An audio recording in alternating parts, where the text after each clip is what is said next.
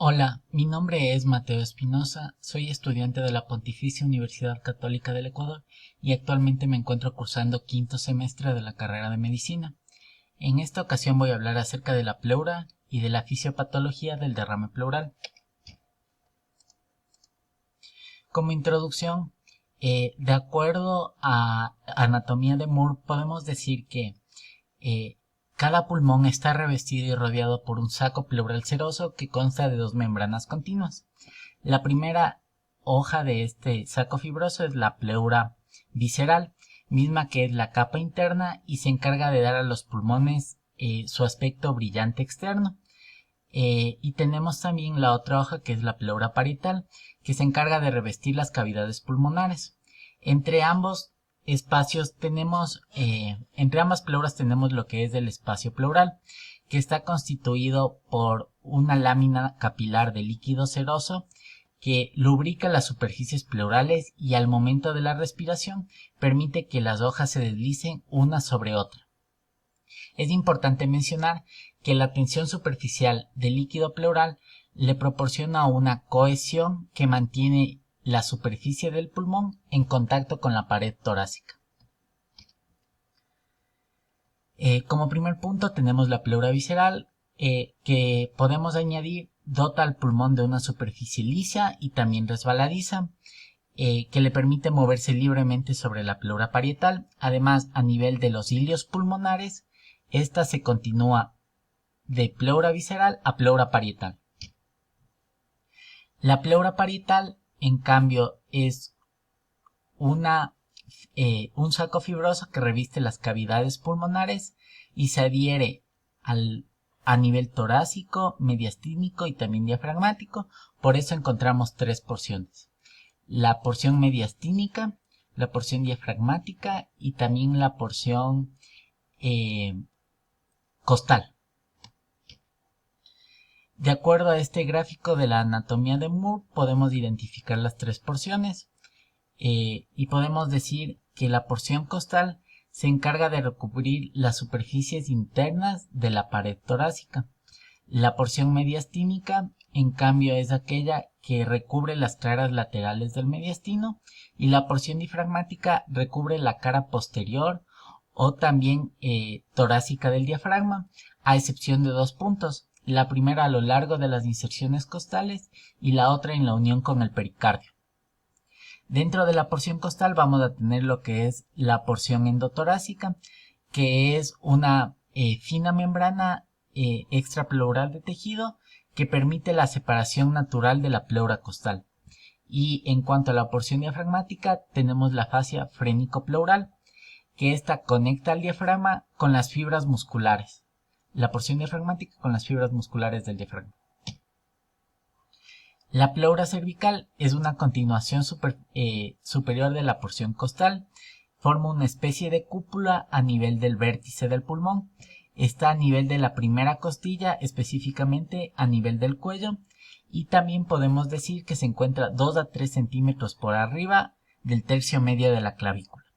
Es importante mencionar la fascia de Simpson, que es una continuación de la porción pleural costal, que continúa hacia arriba y se une y fija a la porción cervical. También tenemos las líneas de reflexión pleural, que son relativamente abruptas a lo largo de la pleura parietal y se encargan del cambio de dirección desde una pared hacia la otra de la cavidad pleural. Tenemos que son tres: la línea external, la línea costal y también las líneas vertebrales. Dentro de esta, la más importante que hay que mencionar es la línea costal, especialmente la del lado izquierdo, que desciende hasta el nivel del cuarto cartílago costal y continúa luego inferiormente hacia el sexto cartílago, creando una incisura poco profunda. Esta, al unirse al área desnuda del pericardio, van a constituir un espacio anatómico importante para procesos como la pericardiocentesis. Además, tenemos que dentro de lo que es la pleura, vamos a tener que durante la expiración los pulmones no ocupan por completo las cavidades pleurales. y esto va a provocar que la pleura diafragmática periférica esté en contacto con las porciones más inferiores de la pleura costal. Entonces, van a haber espacios formados en estas zonas que se les denomina receso. Vamos a tener los recesos costomediastínicos y también los costodiafragmáticos, siendo los costodiafragmáticos mucho mayores que los costomediastínicos. En cuanto a la irrigación e inervación, de acuerdo a lo planteado en el libro de Gardner, tenemos diferencias entre la pleura parietal y la pleura visceral. Lo más destacable es la variación que hay en cuanto al drenaje linfático. La pleura parietal va a drenar en los ganglios axilares, mientras que la pleura visceral va a drenar a nivel de los ganglios que se encuentran en el hilio pulmonar. En cuanto a la inervación, este libro nos plantea que hay diferentes nervios que inervan cada una de las porciones de la pleura parietal. La porción costal está inervada por nervios intercostales y tóraco-abdominales. La porción diafragmática por nervios tóraco-abdominales y también subcostales.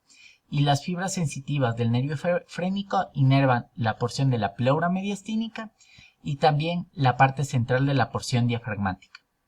Además, es importante mencionar que de acuerdo a cuál nervio esté afectado, vamos a tener una irradiación o referencia del dolor hacia distintas partes del cuerpo.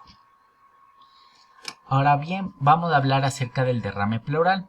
Este podemos decir que de acuerdo al gente normalmente contiene hasta 25 mililitros de líquido en la cavidad pleural y se denomina derrame cuando la acumulación es anormal en este espacio.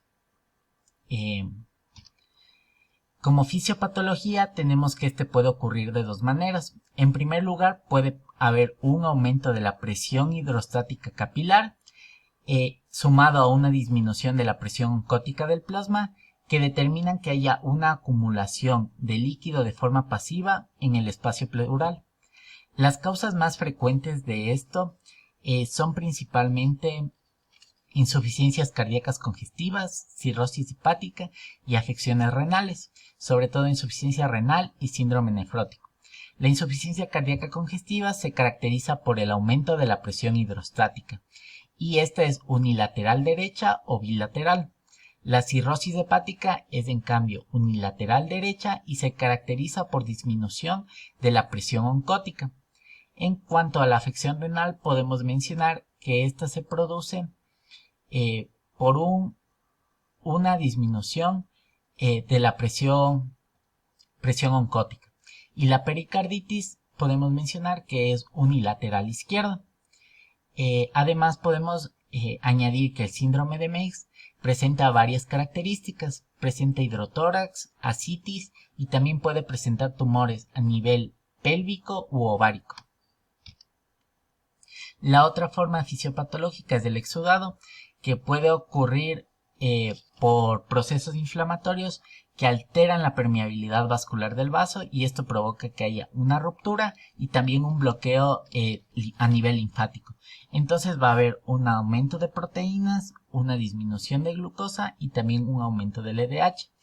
Las causas más frecuentes son infecciones que pueden ser por neumonía, por micoplasma o también por tuberculosis y también puede haber afecciones por tumores benignos o también linfoma de Hodgkin. Tromboembolia pulmonar y reacciones a fármacos son otras de las principales causas. Es importante diferenciar entre estos términos que también constituyen la ocupación de sustancias anormales a nivel de la cavidad pleural. Hemotórax viene a ser la acumulación de sangre en el espacio pleural con un hematocrito mayor al 50% y también generalmente ocurre por traumatismos. El quilotórax, en cambio, es el derrame pleural ocasionado por la filtración de linfa del conducto torácico dentro del espacio pleural. El 50% de veces ocurre por traumatismos, aunque también puede ocurrir por tumores. Y el pseudoquilotórax principalmente ocurre en artritis reumatoide y también en tuberculosis y ocurre por la degeneración de leucocitos que liberan colesterol de manera anormal en la cavidad pleural. Las manifestaciones clínicas principales que podemos mencionar es una tos irritativa y seca, una disnea progresiva y también el dolor pleural, que suele ser intenso. Es importante mencionar que este dolor pleural desaparece una vez que el derrame haya sido controlado. En cuanto a la anamnesis, es importante realizar una buena historia clínica orientada hacia preguntas que identifiquen antecedentes personales que nos puedan dar una idea acerca de patologías que haya tenido el paciente, y además de la adecuada identificación de signos y síntomas característicos de cada patología. Por ejemplo, de la insuficiencia cardíaca, lo más llamativo es una disnea, una ortopnea y también suele haber palpitaciones al examen físico. Dentro del examen físico es importante mencionar que se deben realizar los 4 tiempos de este examen para tener mejores resultados. Como ustedes pueden observar en el gráfico, lo más importante en este caso es la auscultación y la percusión. De acuerdo al libro de Argente, encontramos que en la inspección puede presentarse una respiración superficial. En la palpación puede haber una pleuritis o también un derrame pequeño. La percusión es importante porque va a haber una matidez del emitórax afectado, y en la auscultación vamos a encontrar lo que es disminución del murmullo vesicular y también vamos a encontrar soplos pleuríticos, pectoriloquias áfonas y también podemos encontrar egofonías. Finalmente es importante mencionar que los exámenes complementarios nos permitirán identificar de mejor manera las características del derrame y cómo este ocurrió. Esto se puede obtener a través de una RX, de ecografía y también de tomografía computarizada. Estas fueron las referencias bibliográficas usadas para la elaboración de estas diapositivas. Espero que haya sido de su agrado y muchas gracias por la atención prestada.